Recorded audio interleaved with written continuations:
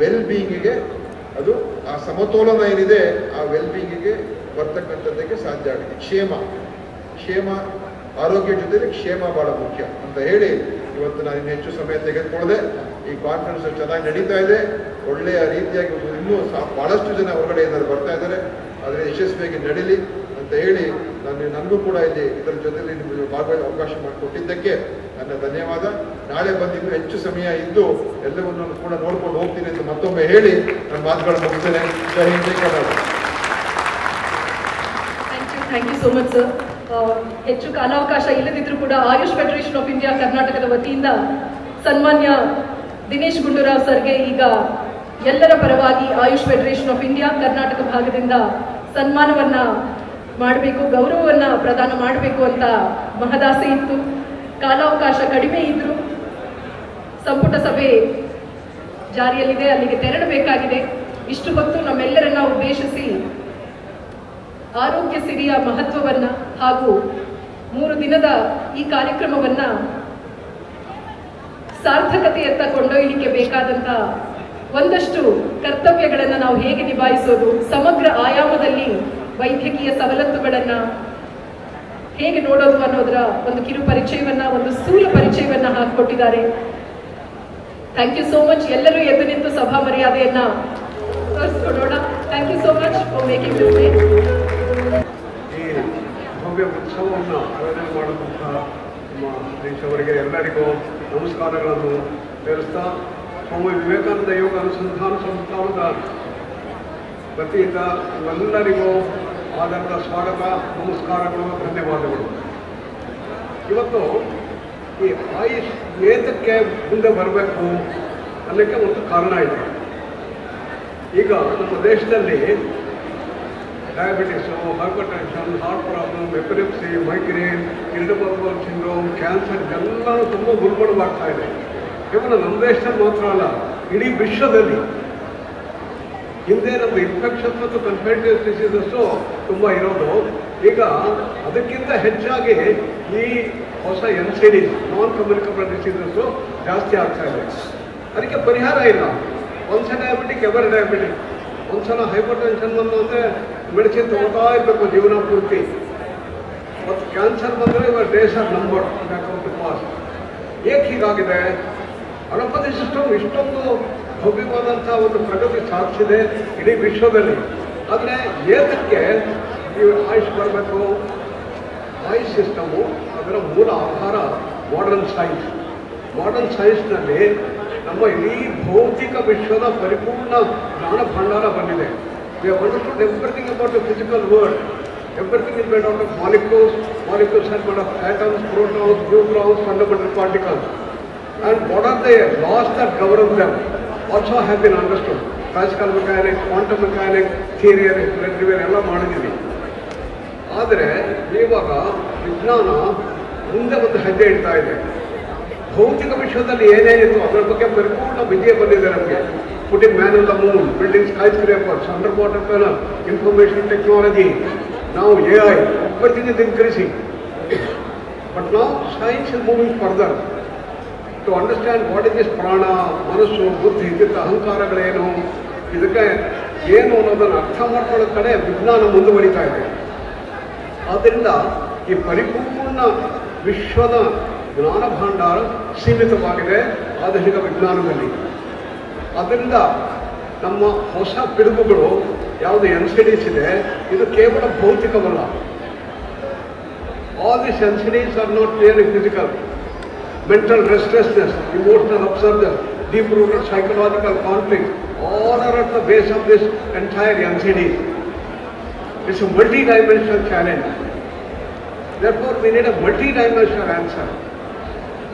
Only science cannot give this. Only allopathy cannot give the solution. So we have to add AYUSH system. ನಮ್ಮ ಆಯುಷ್ ವಿಜ್ಞಾನದಲ್ಲಿ, ಯೋಗ ಮತ್ತು ಜ್ಞಾನ ಭಂಡಾರದಲ್ಲಿ ಪರಿಪೂರ್ಣವಾದಂತಹ ಜಗತ್ತಿನ ಜ್ಞಾನ ಭಂಡಾರ ನಮ್ಮಲ್ಲಿದೆ. ಅದರ ಪ್ರಕಾರ ನಮ್ಮ ಈ ಒಂದು ವಿಶ್ವ ಕೇವಲ ಅನ್ನಮಯ ಕೋಶವಲ್ಲ, ಇಲ್ಲಿ ಪ್ರಾಣಮಯ, ಮನೋಮಯ, ವಿಜ್ಞಾನ, ಆನಂದಮಯ ಕೋಶ ಅಂತ 5 ವಿಶೇಷವಾದಂಥ ಕೋಶಗಳಿದೆ. There are 5 fields. Electromagnetic field is physical. Then we have the pranic field. and we have the astral field, an information field, and we have the bliss field. All these are in continual interaction and continual change. And they are governed by the laws of trifold law of Srushti Sthiti Laya. ಅದರಿಂದ ನಮ್ಮ ಪರಿಪೂರ್ಣ ಜ್ಞಾನ ಭಂಡಾರ ನಮ್ಮಲ್ಲಿದೆ. ಇದರ ಆಧಾರದ ಮೇಲೆ ಬೆಳೆದಿರುವಂತಹದ್ದೇನೆ ಆಯುಷ್ ಜ್ಞಾನ. ಆದ್ದರಿಂದ ಯೋಗ, ಆಯುರ್ವೇದ, ಸಿದ್ಧ, ಯುನಾನಿ, ಹೋಮಿಯೋಪತಿ ಇವೆಲ್ಲವನ್ನೂ ಪರಿಪೂರ್ಣ ಜ್ಞಾನದ ಆಧಾರದ ಮೇಲೆ ಬೆಳೆದು ಬಂದಂತಹ ವೈದ್ಯಕೀಯ ಅಂಶಗಳು. ಆದ್ದರಿಂದ ಈ ಹೊಸ ಪಿಡುಗುಗಳಿಗೆ ಪೂರ್ಣವಾದಂತಹ ತಾರಕ ಮಂತ್ರ ಆಯುಷ್ನಲ್ಲಿ ನಮ್ಗೆ ಸಿಗತ್ತೆ. ಆದ್ದರಿಂದ ಇವತ್ತು ಆಯುಷು ಅಲೋಪತಿ ಜೊತೆ ಸೇರಿಸಬೇಕು ಅಂತ ಎಲ್ಲ ಕಡೆ ಮುಂದುವರಿತಾ ಇದೆ. ಇಂಟಿಗ್ರೇಟಿವ್ ಮೆಡಿಸಿನ್ ಮುಂದೆ ಬರ್ತಾ ಇದೆ. ನಮ್ಮ ಈಚೆಗೆ ಬಂದಂತಹ ಅನೇಕ ಸಿರಿಯಲ್ಲಿ ಎಲ್ಲ ಕಡೆ ಇದು ಮುಂದುವರಿತಾ ಬರ್ತಾ ಇದೆ. ಆದ್ದರಿಂದ ತುಂಬ ಸೂಕ್ಷ್ಮವಾದಂತಹ ಈ ಒಂದು ಆಯೋಜನೆ ನಮ್ಮ ಆಯುಷ್ ಟೀಮ್ನವರಿಗೆ ಪರಿಪೂರ್ಣವಾದಂಥದ್ದು ಧನ್ಯವಾದ ಮತ್ತು ನಾನು ನಮಸ್ಕಾರಗಳನ್ನು ಹೇಳ್ತಾ ಇದ್ದೀನಿ. It's the first time that we have associated ourselves with Ayush TV. When I was speaking to them and the philosophy with which they approached and talked about this event, it really resonated with our core philosophy of wellness. So global wellness confluence was natural for Vijay Karnataka to participate, because we've always believed as a newspaper to work hard towards adding value to our readers in all aspects. And wellness obviously is a natural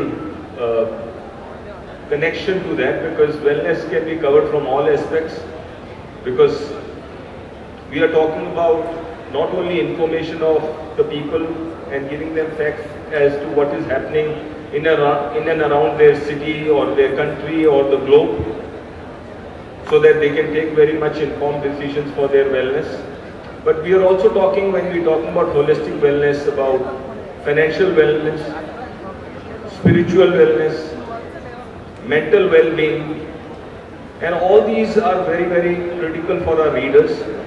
And we are very proud to be now associated with Ayush TV at the scale and the size at which this event has been hosted, because we believe our readers would look at the journal paper and they are happy with what they are reading, and we are so thankful for a lot of the readers here in this room who have made Vijay Karnataka the #1 read newspaper in Karnataka. We are continuously engaging with the readers to find out what they want, so that we can deep dive in those subjects and topics and give them something more in-depth with well-researched journalism, and something which is relied on for truth in terms of their search for information and knowledge. So we found that the people wanted to deep dive in financial wellness. So we launched a new newspaper called VK Money, which is a Kannada business newspaper. We are so proud and humbled when people write back to us. Like yesterday, we got a note from Tejashwini, who in this PU second year results that came out for commerce stood second in the whole state of Karnataka, with scoring 598 out of 600. And we were so humbled when we got her note saying that thank you Vijay Karnataka, thank you VK Money, because of your paper which I was reading regularly every week, I was able to score a much better number. And this actually ignites us to work hard and bring forth more and more news that is of value. 8 ವರ್ಷಕ್ಕೂ ಆಯುರ್ವೇದಕ್ಕೂ ಬಹಳ ಹತ್ತಿರ ನಂಟಿದೆ. ನಮ್ಮದು ಅಷ್ಟಾಂಗ Ayurveda. AYUSH TV 8 ವರ್ಷಗಳನ್ನು ಪೂರೈಸಿದೆ. ಹಾಗಾಗಿ ಈ ಸಂದರ್ಭದಲ್ಲಿ AYUSH TV ಆಯುರ್ವೇದದ ಇಂಥ ಒಂದು ಆಯುಷ್ಯನ ಒಂದು ಸಮ್ಮೇಳನವನ್ನು, ಜನಸಮೂಹವನ್ನು ಆಯುರ್ವೇದ ಆಯುಷ್ ಪದ್ಧತಿಗಳ ಜೊತೆಗೆ ತರ್ತಾ ಇರುವಂಥದ್ದು ನಾಡಿಗೆ ತುಂಬ ಹೆಮ್ಮೆ ವಿಚಾರ ಅಂತ ಈ ಸಂದರ್ಭದಲ್ಲಿ ಹೇಳ್ತಾ ಅವರನ್ನು ಆಯುಷ್ ಟಿವಿಯ ಸಮಸ್ತ ಬಳಗಕ್ಕೆ ಅಭಿನಂದನೆಗಳನ್ನು ಸಲ್ಲಿಸ್ತಾ ಇದ್ದೇನೆ. ಕೇಂದ್ರ ಸರ್ಕಾರ ಒಂದು 3-4 ವರ್ಷಗಳ ಹಿಂದೆ ಒಂದು ಆಯುರ್ವೇದ ದಿನಾಚರಣೆ ಸಂದರ್ಭದಲ್ಲಿ ಒಂದು ಘೋಷವಾಕ್ಯವನ್ನು ಹೊರಡಿಸಿದೆ. ಹರದಿನ ಆಯುರ್ವೇದ ಅಂತ, ಪ್ರತಿದಿನ ಆಯುರ್ವೇದ, ಪ್ರತಿಯೊಬ್ಬ ವ್ಯಕ್ತಿಯೂ ಕೂಡ ಆಯುರ್ವೇದ ಅಂತ. ಪ್ರತಿ ಮನೆಗೆ ಪ್ರತಿ ವ್ಯಕ್ತಿಗೆ ಆಯುರ್ವೇದ ತಲುಪಿಸುವುದಂದ್ರೇನು? ರೋಗವನ್ನು ತಲುಪಿಸುವುದು ಅರ್ಥ ಅಲ್ಲ. ಈ ಸ್ಲೋಗನ್ ಅನ್ನ ಆಯುಷ್ ಡಿಪಾರ್ಟ್ಮೆಂಟ್ ಆಯುರ್ವೇದ ದಿನಾಚರಣೆ ದಿವಸ ಹೇಳಲಿಕ್ಕೆ ಕಾರಣ ಏನು ಅಂತ ಹೇಳಿದ್ರೆ, ಕೇವಲ ನಮ್ಮ ದೇಶೀಯ ಪದ್ಧತಿಗಳಿಗೆ ಸಂಬಂಧಪಟ್ಟಾಗೆ ಮಾತ್ರ ಇದನ್ನ ಹೇಳಲಿಕ್ಕೆ ಸಾಧ್ಯ ಇರುವಂತದ್ದು. ಪ್ರತಿದಿನ ಎಲೋಪತಿ, ಪ್ರತಿ ವ್ಯಕ್ತಿಗೆ ಎಲೋಪತಿ ಅಂತ ಹೇಳಿದ್ರೆ ಪ್ರತಿಯೊಬ್ಬರು ಕಾಯಿಲೆಯಲ್ಲಿ ಬಿದ್ದರು ಅಂತ ಅರ್ಥ. ಹಾಗಿದ್ರೆ ದೇಶದಲ್ಲಿ ಎಷ್ಟೋ ಜನರು ಚೆನ್ನಾಗಿದ್ದಾರೆ. ಆ ಚೆನ್ನಾಗಿರುವವರಿಗೆಲ್ಲ ಯಾವ ವೈದ್ಯ ಪದ್ಧತಿ ಅಂತ ಹೇಳಿದ್ರೆ ಅದು ಆಯುಷ್ ವೈದ್ಯ ಪದ್ಧತಿಗಳು ಅಂತ ಹೇಳಿದ್ರೆ ನಾವು ಹೆಮ್ಮೆಯಿಂದ ಹೇಳ್ಕೊಳ್ಬಹುದು. ಕಾಯಿಲೆ ಇದ್ದಾಗ ಮಾತ್ರ ಅಲ್ಲ ಈ ಆಯುಷ್ ಪದ್ಧತಿಗಳು ಇರುವಂಥದ್ದು. ಕಾಯಿಲೆ ಇಲ್ಲದವರಿಗೆ ಕೂಡ ತುಂಬಾ ಚೆನ್ನಾಗಿರುವವರಿಗೆ ಇನ್ನು ಮುಂದೆ ಚೆನ್ನಾಗಿರ್ಲಿಕ್ಕೆ ಏನೆಲ್ಲ ದಾರಿ ಇದೆ, ಏನೆಲ್ಲ ಸಾಧ್ಯತೆಗಳಿದೆ ಅಂತ ಹೇಳೋದನ್ನ ಆವಿಷ್ಕಾರ ಮಾಡ್ತಾ ಬದುಕನ್ನ, ಸುಂದರ ಬದುಕನ್ನ ರೂಪಿಸಿಕೊಳ್ಳಿಕ್ಕೆ ಸಾಧ್ಯತೆ ಇರುವಂಥದ್ದು ಈ ಆಯುಷ್ ವೈದ್ಯ ಪದ್ಧತಿಗಳನ್ನ ದಿನನಿತ್ಯದಲ್ಲಿ ಜೀವನದಲ್ಲಿ ಅಳವಡಿಸಿಕೊಂಡ್ರೆ ಮಾತ್ರ ಸಾಧ್ಯ ಅಂತ ಹೇಳೋದು ಸಮಗ್ರ ಜನತೆ ಅರ್ಥ ಮಾಡ್ಕೊಳ್ಬೇಕು. ಯಾಕೆ ಅಂತ ಹೇಳಿದ್ರೆ ಜಗತ್ತಿನಲ್ಲಿ ಏಕಕಾಲದಲ್ಲಿ ಕೇವಲ 25% ಜನರು ಮಾತ್ರ ಕಾಯಿಲೆಗಳಿಂದ ಬಳಲ್ತಾ ಇರ್ತಾರೆ. ಕೇವಲ 25% ಜನರು ಮಾತ್ರ. ಉಳಿದ 75% ಜನರು ಆರೋಗ್ಯವಂತರಾಗಿ ಇರ್ತಾರೆ. ಆ ಆರೋಗ್ಯವಂತರಾಗಿರೋದನ್ನು ಸ್ವಸ್ಥರಾಗಿ ಮಾಡುವುದು ಹೇಗೆ? ಆರೋಗ್ಯ ಅಂದ್ರೆ ಕೇವಲ ಡಿಸೀಸ್ ಫ್ರೀ ಆಯ್ತು. ಅವರನ್ನು ತುಂಬಾ ಹೆಲ್ದಿಯಾಗಿ ಮಾಡುವುದು, ಸ್ವಸ್ಥರನ್ನಾಗಿ ಮಾಡುವುದು, ರೋಗದಿಂದ ತುಂಬಾ ದೂರ ಕೊಂಡೋಗಿ ಇಟ್ಕೊಳ್ಳುವಂಥದ್ದು ಹೇಗೆ ಅಂತ ಹೇಳುವುದನ್ನ ಸಾಧ್ಯ ಮಾಡಿರುವುದು ಯಾವುದು ಅಂತ ಹೇಳಿದ್ರೆ ಆಯುರ್ವೇದ. ದಿನಚರಿಯ ಮೂಲಕ ಋತುಚರ್ಯೆ, ಸ್ವಸ್ಥ ವೃತ್ತ, ಸದ್ವೃತ್ತ, ರಾತ್ರಿಚರ್ಯೆ, ಹೀಗೆ ಅನೇಕ ವಿಚಾರಗಳನ್ನ ಹೇಳಿ ಮನುಷ್ಯ ಹೇಗೆ ಜೀವನ ಪೂರ್ತಿ ತುಂಬಾ ಗಟ್ಟಿಯಾಗಿ ತುಂಬಾ ಸದೃಢ ಜೀವನವನ್ನು ಸಾಗಿಸಲಿಕ್ಕೆ ಸಾಧ್ಯ ಇದೆ ಅಂತ ಹೇಳುವುದನ್ನ ಜಗತ್ತಿನ ಜನಮಾನಸಕ್ಕೆ ತಲುಪಿಸಿದ್ದು ಯಾವುದು ಅಂತ ಹೇಳಿದ್ರೆ ಅದು ಆಯುರ್ವೇದ ವೈದ್ಯ ಪದ್ಧತಿ. ಅದು ಅಂತಹ ಆಯುರ್ವೇದವನ್ನು ಹೊಂದಿರುವಂತಹ ಭಾರತ, ನಮ್ಮ ಪ್ರಜೆಗಳು ಚೆನ್ನಾಗಿರ್ಬೇಕು ಅಂತ ಆದ್ರೆ ಅದರ ತತ್ವಗಳನ್ನ, ಸಿದ್ಧಾಂತಗಳನ್ನ ಸ್ವಲ್ಪ ತಿಳ್ಕೊಳ್ಬೇಕು. ಆ ಹೆಚ್ಚು ತಿಳ್ಕೊಂಡ್ರಷ್ಟು ಈ 75% ಜನರಿದ್ದಾರಲ್ವಾ ಅವರೆಲ್ಲರೂ ಚೆನ್ನಾಗಿರ್ಲಿಕ್ಕೆ ಸಾಧ್ಯ ಆಗ್ತದೆ. ಅಂದ್ರೆ ಜೀವನ ಪೂರ್ತಿ ರೋಗದಿಂದ ತುಂಬಾ ದೂರ ಇದ್ದು ಸ್ವಸ್ಥರಾಗಿ ತುಂಬಾ ಶಾಂತಿಯಿಂದ. ಆಗ್ಲಿ ಹರಿಯವರು ಹೇಳಿದ್ರು ಸ್ಪಷ್ಟವಾಗಿ 5 ವಿಷಯಗಳು ಬೇಕು ನಾವು ಚೆನ್ನಾಗಿರ್ಬೇಕು ಅಂತ ಆದ್ರೆ ಅಂತ. ಆ 5 ವಿಷಯಗಳು ಚೆನ್ನಾಗಿ ಇರಬೇಕು ಅಂತ ಆದ್ರೆ, ಅದು ಸಾಧ್ಯ ಆಗ್ಬೇಕು ಅಂತ ಆದ್ರೆ ಧರ್ಮಾರ್ಥ ಕಾಮ ಮೋಕ್ಷಾಣಂ ಆರೋಗ್ಯಂ ಮೂಲಮುತ್ತಮಂ ಅಂತ ಹೇಳಿ.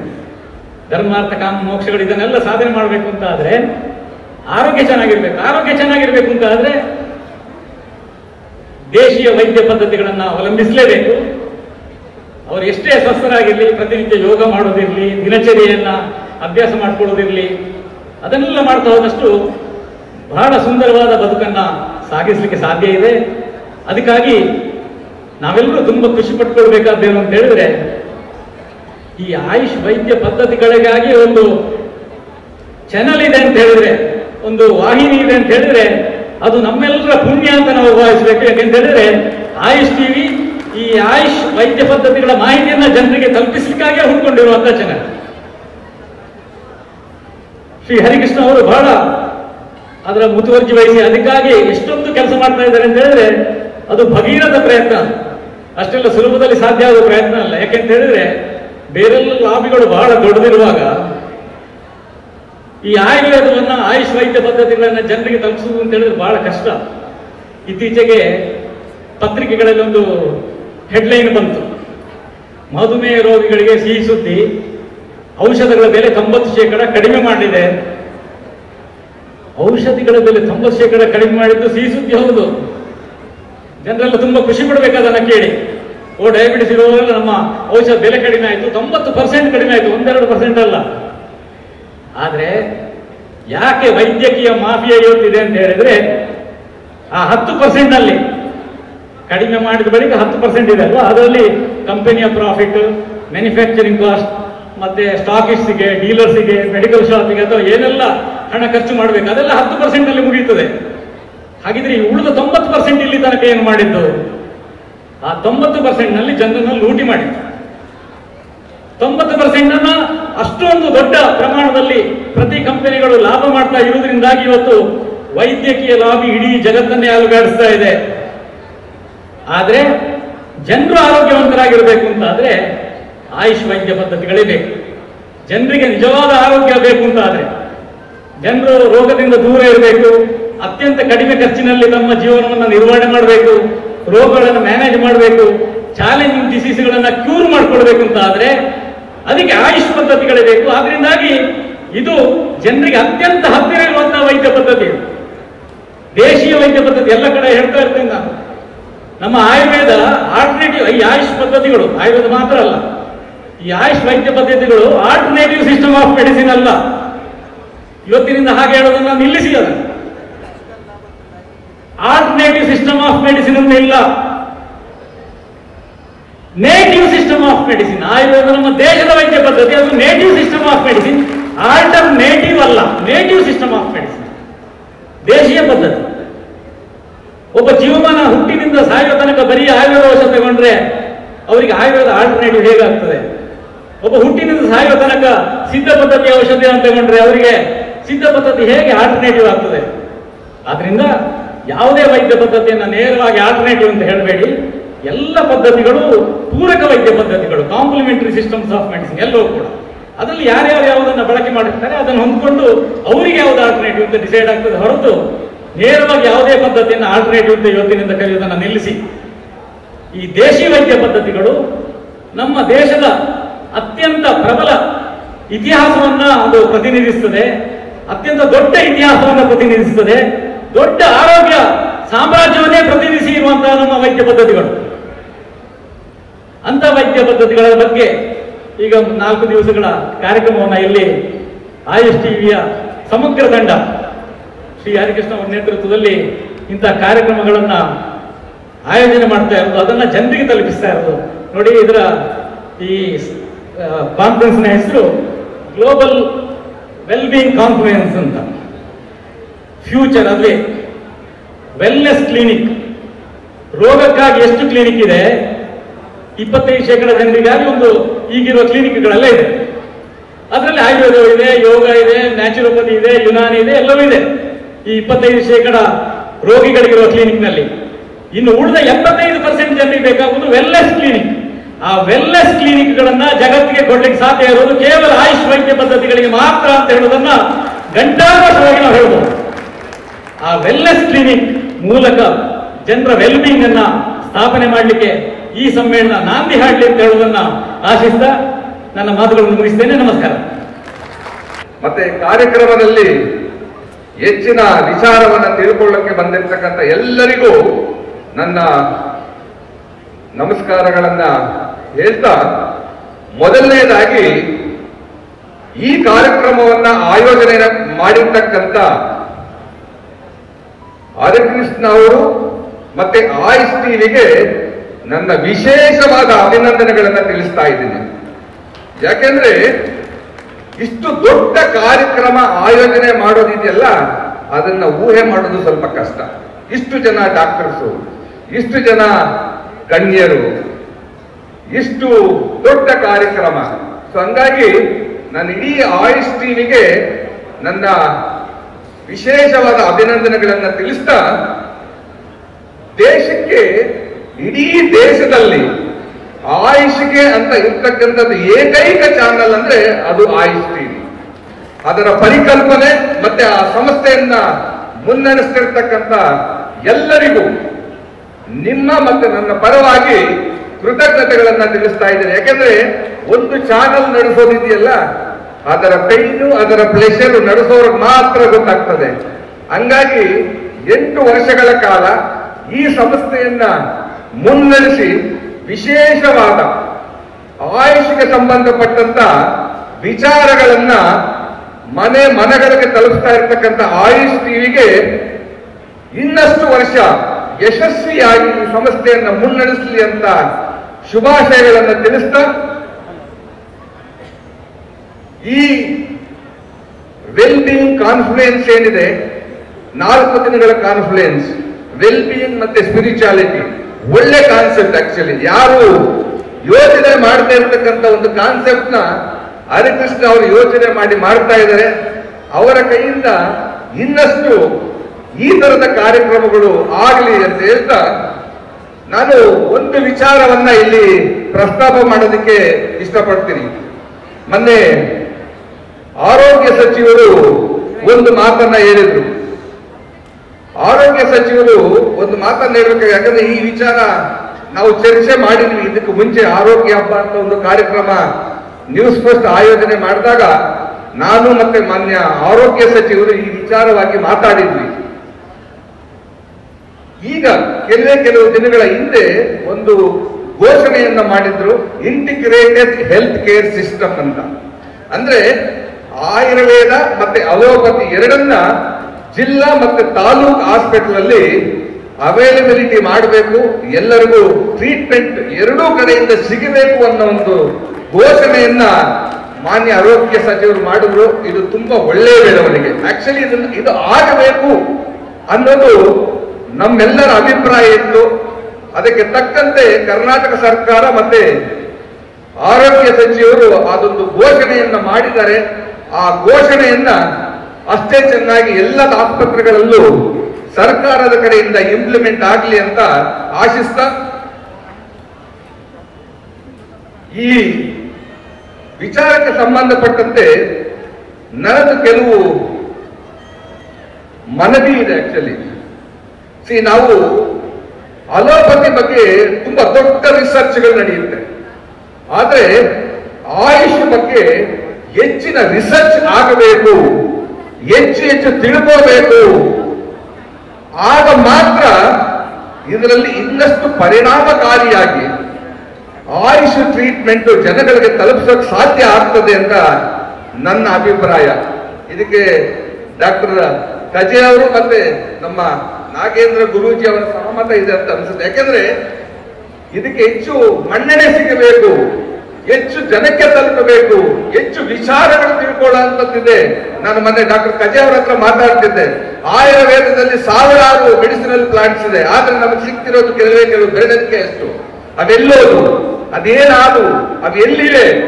ಈ ತರದ ರಿಸರ್ಚ್ ಮತ್ತೆ ಆ ಮೆಡಿಸಿನಲ್ ಪ್ಲಾಂಟ್ಸ್ ಬಗ್ಗೆ ನಮ್ಮ ಪೂರ್ವಜರು ಏನ್ ಹೇಳಿದ್ದಾರೆ ಅದನ್ನ ಇನ್ನೊಂದು ನೆಕ್ಸ್ಟ್ ಲೆವೆಲ್ಗೆ ತಗೊಂಡು ಹೋಗ್ಬೇಕಾದಂಥದ್ದು ಸರ್ಕಾರ ಮತ್ತು ನಮ್ಮೆಲ್ಲರ ಕರ್ತವ್ಯ ಅಂತ ಹೇಳ್ತಾ, ನಾನು ಆಯುರ್ವೇದದಲ್ಲಿ ಅಪಾರವಾದ ನಂಬಿಕೆಯನ್ನು ಇಟ್ಕೊಂಡಿದ್ದೀನಿ. ಯಾಕೆಂದ್ರೆ ನನಗೆ ಮತ್ತೆ ನಮ್ಮ ಫ್ಯಾಮಿಲಿ ಡಾಕ್ಟರ್ ಬಂದು ಡಾಕ್ಟರ್ ಗಿರಿಧರ್ ಕಚೆ ಅವರು, ಏನೇ ಆದ್ರೂ ನಮ್ಮಲ್ಲಿ ಸಮಸ್ಯೆ ನನಗಿರ್ಬೋದು, ನಮ್ಮ ಕುಟುಂಬದವರಿಗಿರೋದು, ಮೊದಲು ಕಾಲ ಹೋಗೋದು ಅವರಿಗೆ. ಡಾಕ್ಟರ್ ಈ ತರ ಸಮಸ್ಯೆ ಇದೆ, ಏನ್ ಮೆಡಿಸಿನ್ ತಗೋಬೇಕು ಅಂತ. ಸೊ ಹಂಗಾಗಿ ಅದ್ರ ಯಾಕೆ ಈ ಮಾತು ನಾನು ಹೇಳ್ತಿದ್ದೀನಿ ಅಂತಂದ್ರೆ, ನಾವು ಪ್ರತಿಯೊಂದಕ್ಕೂ ಆಂಟಿಬಯೋಟಿಕ್ಸ್ ಹೋಗ್ತೀವಿ, ಮಾತಾಡಿದ್ರೆ ಆಂಟಿಬಯೋಟಿಕ್ಸ್ ತಗೋತೀವಿ, ಚಿಕ್ಕ ಚಿಕ್ಕ ಸಮಸ್ಯೆಗಳಿಗೂ ಆಂಟಿಬಯೋಟಿಕ್ಸ್ ಹೋಗ್ತೀವಿ. ಆಯುರ್ವೇದದಲ್ಲಿ ಒಳ್ಳೆ ಆಂಟಿ ವೈರಲ್ ಡ್ರಗ್ಸ್ ಇದೆ ಅನ್ನೋದನ್ನ ನಾವು ತೋಟು ಗುಣವಂತನಾಗಿ ಈ ಮಾತನ್ನು ನಾನು ಹೇಳ್ತಾ ಇದ್ದೀನಿ. ಆಯುರ್ವೇದದಲ್ಲಿ ಒಳ್ಳೆ ಆಂಟಿ ವೈರಲ್ ಡ್ರಗ್ಸ್ ಇದೆ. ನೀವು ನೋಡಿರ್ಬೋದು, ಆಯುರ್ವೇದದ ಬಗ್ಗೆ, ಆಯುಷ್ ಬಗ್ಗೆ ನಾವು ಅಗಾಧವಾಗಿ ನಂಬಿದ್ದು ಒಂದು ಟೈಮಲ್ಲಿ ಎಲ್ಲರೂ ಕೋವಿಡ್ ಟೈಮಲ್ಲಿ ನಮ್ಮ ಇಮ್ಯುನಿಟಿ ಜಾಸ್ತಿ ಆಗಬೇಕು ಅಂತೇಳಿ ಯಾವಾಗಲಾದ್ರೂ ಹುಷಾರಿಲ್ಲದೆ ಇದ್ದಾಗ ಕಷಾಯ ಮಾಡ್ಕೊಂಡು ಕುಡಿಯೋದು ಅನುಭವ. ಆದ್ರೆ ದಿನಕ್ಕೆ 5 ಸಾರಿ ಕಷಾಯ ಕುಡಿದು ಬಾಡಿ ಹೀಟ್ ಆಗಿ ಆಮೇಲೆ ಮಜ್ಜಿಗೆ ಕುಡಿದಂತ ಉದಾಹರಣೆಗಳು ಇವೆ. ಸೊ ಹಂಗಾಗಿ ಅಂದ್ರೆ ನಮ್ಮ ಹ್ಯುಮಿನಿಟಿ ಇರಬಹುದು, ನಮ್ಮಲ್ಲಿರ್ತಕ್ಕಂಥ ವೈರಸ್ ಇರಬಹುದು, ಆ ತರದಕ್ಕೆ ಆಯುರ್ವೇದದಲ್ಲಿ ಒಳ್ಳೆ ಪರಿಹಾರ ಇದೆ ಅನ್ನೋದನ್ನ ನಾನು ಅದನ್ನ ತಗೊಂಡು ಅದರಿಂದ ಗುಣೋಗನಾಗಿ ನಿಮ್ಮ ಮುಂದೆ ನಾ ಮಾತುಗಳನ್ನ ಹೇಳ್ತಾ ಇದ್ದೀನಿ. ಸೊ ಇಷ್ಟು ದೊಡ್ಡ ಕಾರ್ಯಕ್ರಮವನ್ನ ಆಯೋಜನೆ ಮಾಡಿರ್ತಕ್ಕಂಥ ಆಯುಷ್ ಟಿವಿಗೆ ಮತ್ತೊಮ್ಮೆ ನನ್ನ ಅಭಿನಂದನೆಗಳನ್ನು ತಿಳಿಸ್ತಾ ನನ್ನ ಈ 2 ಮಾತುಗಳನ್ನು ಮುಗಿಸ್ತೀನಿ. ಯಾಕಂದ್ರೆ ತುಂಬಾ ವಿಚಾರಗಳು ಮಾತಾಡೋದಿದೆ, ಬಟ್ ಮಾತಾಡೋರು ತುಂಬಾ ಜನ ಇರೋದ್ರಿಂದ ನನ್ನ ಮಾತುಗಳನ್ನು ಇಲ್ಲಿಗೆ ಒಟ್ಟುಗೊಳಿಸ್ತಾ ಇದ್ದೀನಿ. ಎಲ್ಲರಿಗೂ ಧನ್ಯವಾದ. ಒಂದ್ಸಲ ಎಲ್ಲರೂ ಹೇಳ್ತೀರಾ ಓಂ ಶಾಂತಿ ಅಂತ? ಓಂ ಶಾಂತಿ, ಓಂ ಶಾಂತಿ, ಓಂ ಶಾಂತಿ. ನಾವೆಲ್ಲರೂ ಸಹ ಇಲ್ಲಿ ವಿಶೇಷವಾಗಿ ಈ ಸಮ್ಮೇಳನದಲ್ಲಿ ಬಂದಿದ್ದೇವೆ. ಅದರಲ್ಲೂ ಸಹ ನಮಗೆಲ್ಲರಿಗೂ ಸಹ ಸಂತೋಷದ ಸುದ್ದಿ ಏನು ಅಂತಂದರೆ, ಪೂಜ್ಯರಾಗಿರ್ತಕ್ಕಂತಹ ಸ್ವಾಮೀಜಿಯವರು ಎಷ್ಟೊಂದು ಗಂಭೀರವಾಗಿ, ಸಂತೋಷವಾಗಿ, ಆನಂದವಾಗಿ ಕುಳಿತಿದ್ದಾರೆ. ಅವರ ಆಶೀರ್ವಾದ ನಮ್ಮೆಲ್ಲರ ಜೊತೆಯಲ್ಲೂ ಸಹ ಇದೆ. ಮತ್ತು ಅದೇ ರೀತಿಯಲ್ಲಿ ಸ್ಟೇಜಿನ ಕೂತ್ಕೊಂಡಿರ್ತಕ್ಕಂತಹ ಗಣ್ಯ ವ್ಯಕ್ತಿಗಳಿಗೂ ಸಹ ಹಾಗಾಗಿ ಇವತ್ತಿನ ದಿವಸ ಈಗ ತಾನೇ ನಾವು ಕೇಳ್ತಾ ಇದ್ವಿ, ನಮ್ಮ ಆಯುಷು ಹೇಗೆ ಅಭಿವೃದ್ಧಿ ಆಗಬೇಕಾಗಿದೆ. ಆಯುಷು ಟಿವಿಯವರು ಮತ್ತು ಎಲ್ಲ ಚಾನೆಲ್ಗಳಲ್ಲೂ ಸಹ ಇರ್ತಕ್ಕಂತಹ ಈ ಒಂದು ವಿಶೇಷವಾಗಿ ಎಲ್ಲ ವಿಧದಲ್ಲೂ ಸಹ ಒಳ್ಳೆಯದನ್ನು ಪ್ರಸಾರ ಮಾಡ್ತಕ್ಕಂತಹ ನಮ್ಮ ಟಿ ವಿ ಚಾನೆಲ್ಸ್ಗಳಿಗೆಲ್ಲರಿಗೂ ಸಹ ನಾನು ಬಹಳ ಶುಭವಾಗಿ ಯೋಚನೆ ಮಾಡ್ತಾ ಇದ್ದೀನಿ.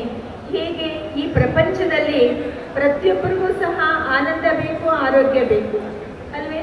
ಅಂದಮೇಲೆ ಇಂತಹ ಒಂದು ಆನಂದ, ಆರೋಗ್ಯ, ಆಯುಷು ಎಲ್ಲಿ ಸಿಗುತ್ತೆ ನಮಗೆ? ಹೇಗೆ ಸಿಗುತ್ತೆ? ಯಾಕೆ ಅಂತ ಹೇಳಿದ್ರೆ ನಮ್ಮ ಡಾಕ್ಟರ್ಸ್ಗಳು ಅಥವಾ ಪ್ರತಿಯೊಬ್ಬ ವೈದ್ಯಕೀಯರು ಯಾರ್ಯಾರಿದ್ದಾರೆ, ನರ್ಸಸ್ಗಳಿದ್ದಾರೆ, ಅಥವಾ ಪ್ರತಿ ವರ್ಗದವರು ಸಹ ವಿಶೇಷವಾಗಿ ತಮ್ಮ ದುಡಿಮೆಯನ್ನು ಮಾಡ್ತಾ ಇದ್ದಾರೆ ಅಥವಾ ಶ್ರಮ ಪಡ್ತಾ ಇದ್ದಾರೆ. ಆದರೆ ಇವತ್ತು ನಿಜವಾಗ್ಲೂ ಸಹ ಸಂತೋಷ ಏನು ಅಂತಂದರೆ, ನಮ್ಮ ಹರಿಕೃಷ್ಣ ಅಣ್ಣನವರು ಇಷ್ಟೊಂದು ಪ್ರಬಂಧ ಮಾಡಿದ್ದಾರೆ. ಅದರ ಹಿಂದೆ ಅವರೆಷ್ಟು ಪರಿಶ್ರಮ ಮತ್ತು ಅವರ ಸಹಪಾಠಿಗಳು ಸಹ. ಸೊ ಹಾಗಾಗಿ ಇವ್ರಿಗೆಲ್ಲರಿಗೂ ಸಹ ನಾವು ನೆನಪು ಮಾಡ್ತಾ ನಿಜವಾಗ್ಲೂ ಅವರ ಜೊತೆಯಲ್ಲಿ ನಾವು ಶುದ್ಧ ಸಂಕಲ್ಪ, ಶ್ರೇಷ್ಠ ಸಂಕಲ್ಪದ ಒಂದಿಗೆ ನಾವೆಲ್ಲರೂ ಸಹ ಸೂಕ್ಷ್ಮವಾಗಿ ಅವ್ರಿಗೆ ಆಶೀರ್ವಾದ ಮಾಡಬೇಕಾಗಿದೆ ಅಂತಕ್ಕಂಥದ್ದು. ಮತ್ತು ಅಷ್ಟೇ ಅಲ್ಲ, ಇವತ್ತು ಸಹ ನಾವೊಂದು ದೃಢ ಸಂಕಲ್ಪ ಮಾಡೋಣಂತೆ. ಯಾಕೆ ಅಂತಂದರೆ ಎಲ್ಲ ರೀತಿಯಲ್ಲೂ ಸಹ ನಾವು ಒಳ್ಳೆಯದನ್ನೇ ಬಯಸ್ತಾ ಇದ್ದೀವಿ. ಒಳ್ಳೆಯದನ್ನು ಬಯಸಿದಾಗ ಒಳ್ಳೆಯ ವಿಚಾರಗಳನ್ನು ನಾವು ಯಾವಾಗ ತಿಳ್ಕೊಳ್ತೀವೋ ಆಗ ನಮ್ಮ ಜೀವನದಲ್ಲಿ ಸುಖ ಮತ್ತು ಶಾಂತಿ, ಪ್ರೇಮ, ಪವಿತ್ರತೆ ಇವೆಲ್ಲ ಸಹ ಒಂದಕ್ಕೊಂದು ಲಿಂಕ್ ಇದೆ. ನಿಸ್ವಾರ್ಥವಾದಂಥ ಸೇವೆಯಿಂದ ಮನಸ್ಸು ಪ್ರಶಾಂತವಾಗಿರುತ್ತೆ, ಶಾಂತವಾಗಿರುತ್ತೆ. ಅದರಿಂದಾಗಿ ಈಗಲೇ ನಾವು ಕೇಳ್ತಿದ್ವಿ, ನಮ್ಮ ಆಯುಷ್ಯು ಹೇಗೆ ಅಭಿವೃದ್ಧಿ ಆಗಬೇಕಾಗಿದೆ, ನಿರೋಗಿಗಳಾಗಬೇಕಾಗಿದೆ. ಯಾಕೆಂದರೆ ಪ್ರತಿಯೊಂದು ಮನೆಗಳಲ್ಲೂ ಸಹ ಯಾವುದೋ ಒಂದು ರೀತಿಯ ಅನಾರೋಗ್ಯ ಇದೆ ಅಲ್ವೇ? ಯಾರಿಗಿಷ್ಟ ಇಲ್ಲ ಆರೋಗ್ಯವಾಗಿರಬೇಕು ಅಂತ? ಯಾರಿಗಿಷ್ಟ ಇಲ್ಲ ಆಯುಷ್ಯ ಅಭಿವೃದ್ಧಿ ಆಗಬೇಕು ಅಂತ? ಅದರಿಂದಾಗಿ ಇದರಲ್ಲಿ ನಾವು ವಿಶೇಷವಾಗಿ ಒಂದು ಮಾತನ್ನು ಯೋಚನೆ ಮಾಡೋಣಂತೆ. ನಮ್ಮ ಆಯುಷ್ಯು, ನಮ್ಮ ಆರೋಗ್ಯ ಸರಿಯಾಗಿರಬೇಕು ಅಂತ ಹೇಳಿದ್ರೆ, ಚೆನ್ನಾಗಿರಬೇಕು ಅಂತ ಹೇಳಿದ್ರೆ ನಾವು ಯಾರಿಂದಲೂ ಸಹ ಸೇವೆ ತಗೊಳ್ಬಾರ್ದು ಅಂತಕ್ಕಂಥ ವಿಚಾರ ನಮ್ಮಲ್ಲಿ ಇರಬೇಕಾಗಿದ್ರೆ ನಾವೆಲ್ಲರೂ ಸಹ ಒಂದು ಶಿವ ಸಂಕಲ್ಪ ಮಾಡೋಣಂತೆ. ನಮ್ಮ ಜೀವನದಲ್ಲಿ ಪ್ರತಿಯೊಬ್ಬರಿಗೂ ಶಾಂತಿ ಬೇಕು ಅಲ್ವೇ? ಶಾಂತಿ ಬೇಕಾ? ಎಲ್ರಿಗೂ ಸಹ ಯಾರಿಗೆ ಶಾಂತಿ ಬೇಕು? ಕೈ ಎತ್ತಿ, ಕೈ ಮೇಲ್ ಮಾಡಿ. ಶಾಂತಿ ಯಾರ್ಯಾರಿಗೆ ಬೇಕು? ಡಾಕ್ಟರ್ಸ್ ಆಗಿರ್ಬೋದು, ವಿದ್ಯಾರ್ಥಿಗಳೇ ಆಗಿರ್ಬೋದು, ಯುವತಿ ಆಗಿರ್ಬೇಕು, ಯಾರಿಗಾದ್ರೂ ಸಹ ಪ್ರತಿಯೊಬ್ಬರಿಗೂ ಸಹ ಶಾಂತಿ ಬೇಕು. ಅಂದಮೇಲೆ ಆ ಶಾಂತಿ ನಮ್ಮಲ್ಲಿ ಹೇಗೆ ಸಿಗುತ್ತೆ ಅಂತಂದರೆ, ನಮ್ಮ ಜೀವನದಲ್ಲಿ ನಾವು ಎಷ್ಟೋ ಅಡೆತಡೆಗಳು ನಮ್ಮಲ್ಲಿ ಬರ್ತಾ ಇರುತ್ತೆ, ಕಷ್ಟಗಳಾಗ್ತಾ ಇರುತ್ತೆ. ಆದರೂ ಸಹ ಧೈರ್ಯದಿಂದ, ಸಾಹಸದಿಂದ ನಾವು ಮುನ್ನೋಗಬೇಕು. ಯಾವಾಗ ನಮ್ಮ ಜೀವನದಲ್ಲಿ ಏಕಾಗ್ರತೆ ಉಂಟಾಗುತ್ತೆ, ನಮ್ಮ ಮಾನಸಿಕ ವಿಚಾರಗಳು ಶುದ್ಧವಾಗಿರುತ್ತೆ, ಆಗ ಮಾತ್ರ ನಮ್ಮ ಮನದಲ್ಲಿ ಶಾಂತಿ, ಆ ಶಾಂತಿಯ ಕಿರಣಗಳು ಅಥವಾ ಶಾಂತಿಯ ಪ್ರಭಾವ ನಮ್ಮ ಶರೀರದ ಮೇಲೆ ಬೀಳುತ್ತೆ. ಯಾವಾಗ ನಮ್ಮಲ್ಲಿ ಪ್ರಶಾಂತತೆ ಇರುತ್ತೆ, ಏಕಾಗ್ರತೆ ಇರುತ್ತೆ, ಆಗ ಆರೋಗ್ಯವೂ ಚೆನ್ನಾಗಿರುತ್ತೆ ಅಲ್ವೇ? ನೀವು ಒಂದು 3 ದಿವಸ ನೀವು ಚೆನ್ನಾಗಿ ಅಭ್ಯಾಸ ಮಾಡಿ, ನನ್ನ ಮನಸ್ಸನ್ನು ಪ್ರಶಾಂತವಾಗಿಟ್ಕೋಬೇಕು. ನನ್ನ ಮನಸ್ಸಿನಲ್ಲಿ ಎಷ್ಟೇ ಅಲ್ಲೋಲ ಕಲ್ಲೋಲ ಇದ್ದಾಗೂ ಸಹ ನಾನು ಅದನ್ನು ಎದುರಿಸಬೇಕಾಗಿದೆ. ನನ್ನಲ್ಲಿ ಆತ್ಮವಿಶ್ವಾಸ ಇದೆ, ನನ್ನಲ್ಲಿ ಶುಭ ಸಂಕಲ್ಪ ಇದೆ, ಒಳ್ಳೆ ವಿಚಾರಗಳಿದೆ ಅಂತಕ್ಕಂಥದ್ದನ್ನು ತಮ್ಮಲ್ಲಿ ತಾವೇ ಯೋಚನೆ ಮಾಡಿದಾಗ ನಿಜವಾಗ್ಲೂ ನಿಮ್ಮಲ್ಲಿ ಎಷ್ಟೊಂದು ಆರೋಗ್ಯದ ಚಿಹ್ನೆಗಳು ನಿಮ್ಮಲ್ಲಿ ಕಂಡು ಬರುತ್ತೆ. ಇವತ್ತು ಶೃಂಗೇರಿ ಮಠದ ಹಿಂದಿನ ಆಡಳಿತಾಧಿಕಾರಿಗಳಾದ Padmashri doctor V R Gowrishankar ಅವರೇ, ವ್ಯಾಸ ವಿಶ್ವವಿದ್ಯಾಲಯದ ಕುಲಪತಿಗಳಾದ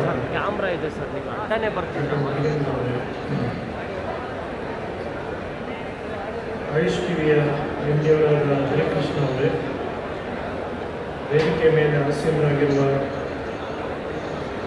ವೈದ್ಯರೇ, ಮಾಧ್ಯಮದ ಗಣ್ಯಮಾನ್ಯರೇ ಹಾಗೂ ಇತರ ಎಲ್ಲ ಆತ್ಮೀಯರೇ, ಈ ಒಂದು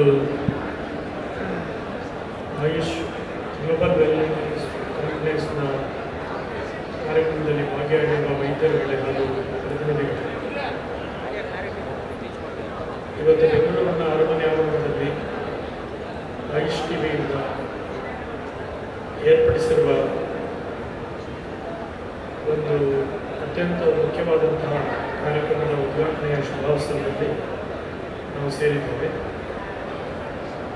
ಇದು ಗ್ಲೋಬಲ್ ವೆಲ್ಬೀಯಿಂಗ್ ಕಾನ್ಫರೆನ್ಸ್ ಅಂತ ಹೇಳಿ ಇದರ ಬಗ್ಗೆ ಉದ್ಘಾಟನೆ ಮಾಡಿ ಮಾತನಾಡಿದಂತಹ ಸಚಿವರಾದ ದಿನೇಶ್ ಗುಂಡೂರಾವ್ ಅವರು ಮುಕ್ತವಾದ ರೀತಿಯಲ್ಲಿ ನಮ್ಮ ಎಲ್ಲ ವೈದ್ಯಕೀಯ ಚಿಕಿತ್ಸಾ ಪದ್ಧತಿಗಳು ಒಂದು ಸಮನ್ವಯ ದೃಷ್ಟಿಯಿಂದ ಹೇಗೆ ಮುಂದುವರಿಯಬೇಕು ಅಂತ ನಮ್ಮ ಆಶಯವನ್ನು ವ್ಯಕ್ತ ಮಾಡಿದ್ದಾರೆ. ಭಾರತ ದೇಶ ಜಗತ್ತಿಗೆ ಕೊಟ್ಟಂತಹ ಕೊಡುಗೆಗಳು ಅಮೂಲ್ಯವಾದವು, ಅಪಾರವಾದಂಥವು. ಹಾಗೆ ಭಾರತ ದೇಶ ಜಗತ್ತಿಗೆ ಕೊಟ್ಟಂತಹ ಅಮೂಲ್ಯವಾದ ಕೊಡುಗೆಗಳಲ್ಲಿ ಆಯುರ್ವೇದ ಪದ್ಧತಿಯು ಕೂಡ ಒಂದು ಅಂತಕ್ಕಂಥದ್ದು. ಆಯುರ್ವೇದ ಕ್ಷೇತ್ರದಲ್ಲಿ ಸೇವೆ ಮಾಡ್ತಕ್ಕಂಥದ್ದು ಎಲ್ಲರೂ ಕೂಡ ತುಂಬ ಅಭಿಮಾನ ಸಂತೋಷವನ್ನು ಉಂಟು ಮಾಡುವಂಥದ್ದು. ಇದು ಆರೋಗ್ಯದ ಬಗ್ಗೆ ಚರ್ಚೆ ಮಾಡಲಿಕ್ಕೆ 4 ದಿವಸಗಳಲ್ಲಿ ಸಮಾವೇಶ ನಡೀತಾ ಇದೆ ಅಂತ ಒಂದು ಕಾರ್ಯಕ್ರಮವನ್ನು ಆಯುಷ್ ಟಿವಿ ಏರ್ಪಡಿಸಿದೆ.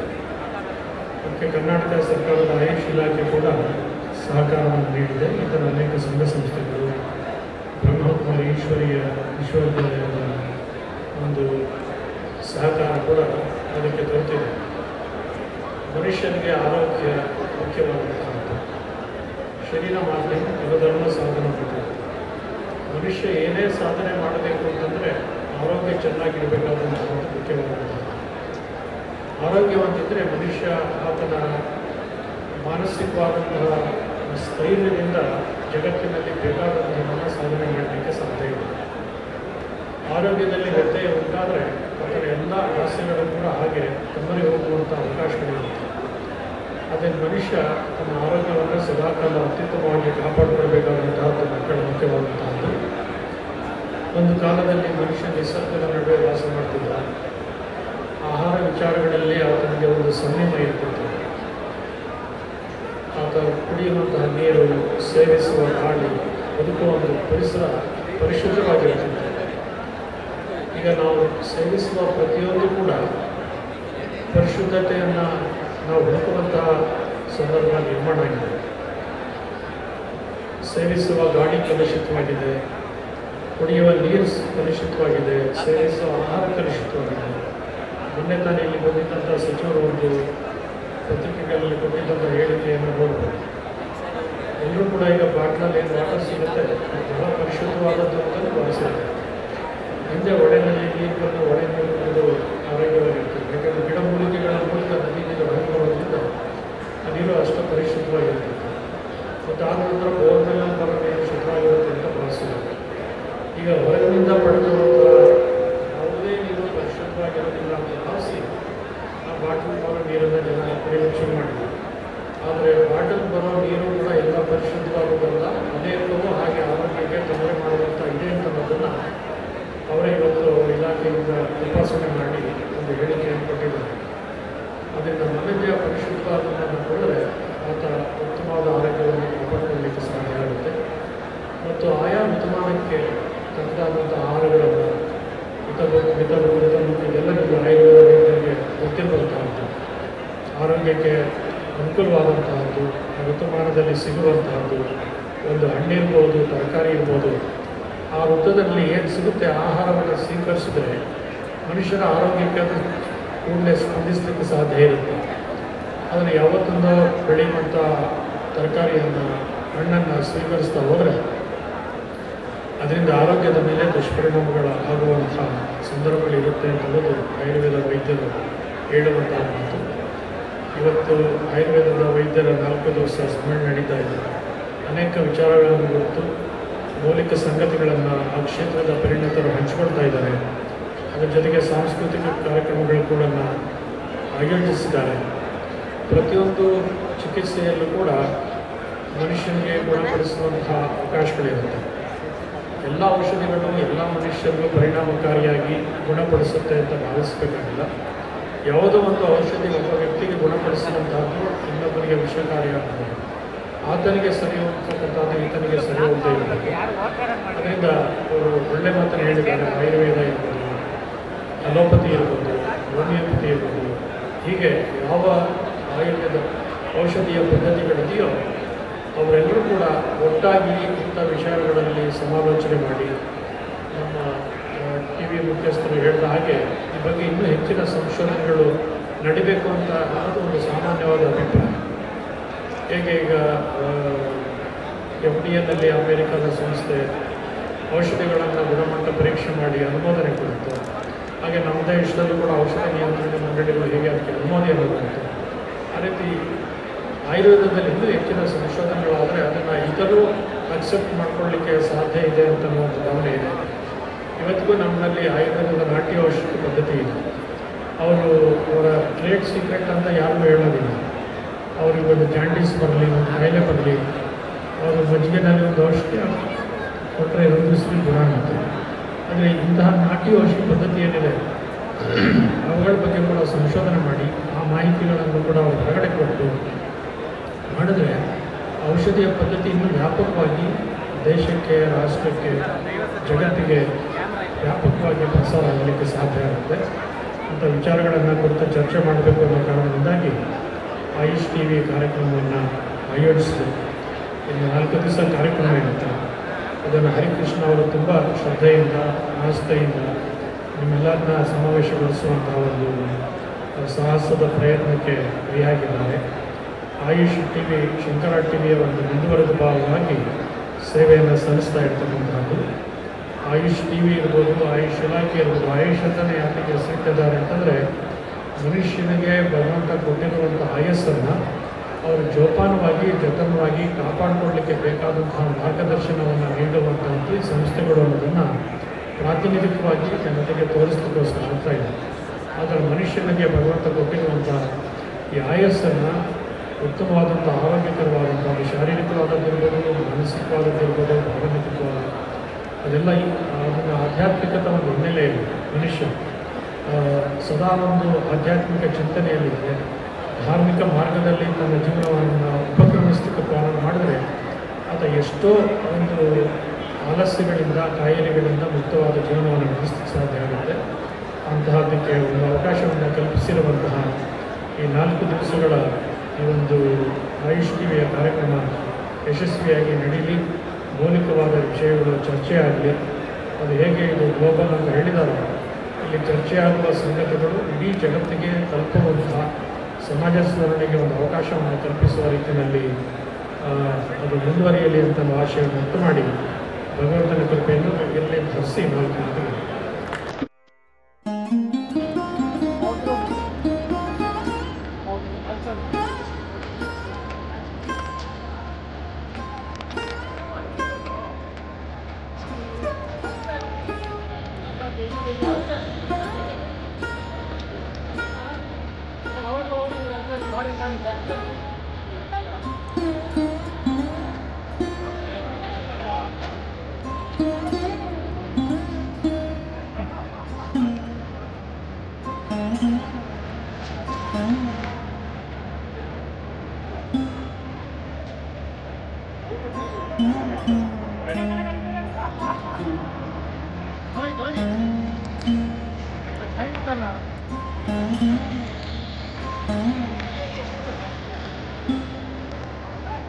ಬೈಕ್ ತೊಗೊಂಡ್ಬಿಟ್ರಂಗೆ ನೀವು ಮೊದಲಿದ್ದು ನಿಮಿಷ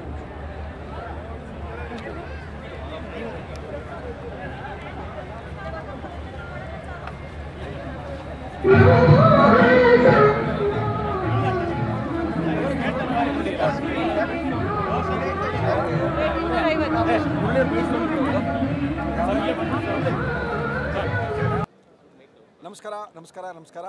4 ದಿನಗಳ ಕಾಲ ಬೆಂಗಳೂರಿನಲ್ಲಿ ಒಂದು ದೊಡ್ಡ ಮೇಳ ನಡೀತಾ ಇದೆ. ಅದ್ಭುತವಾಗಿರುವಂಥ ಮೇಳ. ಏನಿದೆ ಮೇಳದಲ್ಲಿ? ಆಯುರ್ವೇದ ಇದೆ, ಸಿದ್ಧ ಇದೆ, ಯುನಾನಿ ಇದೆ, ಡಾಕ್ಟ್ರ್ ಇದ್ದಾರೆ, ರೈತರಿದ್ದಾರೆ, ಮೇಳ ಇದೆ, ಬ್ರಹ್ಮಕುಮಾರೀಶ್ವರ ಇದ್ದಾರೆ. ಏನು ಮಾಡ್ತಾ ಇದ್ದಾರೆ ಮುರಳಿಯವರೇ, ನಮಗೇನು ಗೊತ್ತಾಗ್ತಾ ಇಲ್ವಲ್ಲ ಅಂತ ಸಾಕಷ್ಟು ಜನದ್ದು. ಯಾಕಂದರೆ ಇಲ್ಲಿ ಒಂದು ಆಯುರ್ವೇದ ಮೇಳ ನಡೀತಾ ಇದೆ. ಸುಮಾರು 3000ಕ್ಕಿಂತ ಹೆಚ್ಚು ಕರ್ನಾಟಕದ ಆಯುರ್ವೇದ, ಯುನಾನಿ, ಸಿದ್ಧದ ಡಾಕ್ಟ್ರುಗಳನ್ನೆಲ್ಲ ಒಂದು ಕಡೆ ಸೇರಿಸಿ 2 ದಿನಗಳ ಬೃಹತ್ ಸಮ್ಮೇಳನ ಗೇಟ್ ನಂಬರ್ 6 ಅರಮನೆ ಮೈದಾನದಲ್ಲಿ ನಡೀತಾ ಇದೆ. ನೀವೆಲ್ಲ ಬಂದು ಭಾಗವಹಿಸ್ಬೋದು. ನಮಗೇನಿದೆ ಮುರಳಿಯವರೇ, ನಾವೇನು ಮಾಡ್ಬೋದು, ಇಲ್ಲಿ ಮೊಟ್ಟ ಮೊದಲನೇ ಬಾರಿಗೆ ಉತ್ತರ ಬೆಂಗಳೂರಿನಲ್ಲಿ ಮಾವು ಮತ್ತು ಹಲಸಿನ ಮೇಳ, ರೈತರಿಂದ ನೇರವಾಗಿ ಒಂದು ಅಷ್ಟು ಸ್ಟಾಲ್ಗಳನ್ನ ಕೊಟ್ಟಿದ್ದೀವಿ. ಅವರು ಬೆಳೆದಂತಹ ಬೆಳೆ ಏನಿದೆ, ಮಾವು ವೈವಿಧ್ಯಮಯ ತಳಿಯ ಮಾವುಗಳನ್ನು ಮತ್ತು ಹಲಸನ್ನು ಒಂದೇ ಸೂರಿನಡಿ ಎಲ್ರಿಗೂ ಸಿಗುವಂಥ ವ್ಯವಸ್ಥೆ ಮಾಡಿದ್ದೀವಿ. ಒಳ್ಳೆ ಮೇಳ. ನೀವು ಬಂದರೆ ಆರ್ಗ್ಯಾನಿಕ್ ಆಗಿ ಬೆಳೆದಿರ್ತಕ್ಕಂಥ ಮಾವು ಮತ್ತು ಹಲಸನ್ನು ನೋಡ್ಬೋದು, ತಿನ್ಬೋದು, ಮನೆಗೂ ಕೂಡ ತಗೊಂಡೋಗ್ಬೋದು. ಇದಲ್ಲದೆ ಇಲ್ಲಿ ಆಹಾರ ಮೇಳ ಕೂಡ ನಡೀತಾ ಇದೆ. ಮಾವು ಮತ್ತು ಹಲಸಿನಲ್ಲಿ 40ಕ್ಕಿಂತ ಹೆಚ್ಚು ವೈವಿಧ್ಯಮಯ ಅಡುಗೆಗಳನ್ನ ಮಾಡಿಟ್ಟಿದ್ದಾರೆ. ನೀವು ಬಂದು ಟೇಸ್ಟ್ ಮಾಡ್ಬೋದು. ಇಡ್ಲಿ, ದೋಸೆ, ಪೊಂಗಲ್ಲು, ಪೂರಿ ಎಲ್ಲವನ್ನೂ ಕೂಡ ಮಾವು ಮತ್ತು ಹಲಸಿನಲ್ಲೇ ಮಾಡಿರುವಂಥದ್ದು. ಇದಲ್ಲದೆ ಇನ್ನೂ ಸಾಕಷ್ಟು ಕಾರ್ಯಕ್ರಮಗಳನ್ನ ನೋಡ್ಬೋದು. ನಿಮಗೆ ಎಕ್ಸ್ಪೀರಿಯನ್ಸ್ ಸೆಂಟರ್ಗಳು ತುಂಬ ಇದೆ, ಅವನ್ನೆಲ್ಲವನ್ನೂ ಕೂಡ ಮಾಡಿದ್ದೀವಿ. 4 ದಿನಗಳ ಕಾರ್ಯಕ್ರಮ, 11, 12, 13, 14 4 ದಿನಗಳು. ಬೆಳಗ್ಗೆ 10 ಗಂಟೆಯಿಂದ ರಾತ್ರಿ 10 ಗಂಟೆಗೆ ಇರುತ್ತೆ. ಬನ್ನಿ, ಭಾಗವಹಿಸಿ.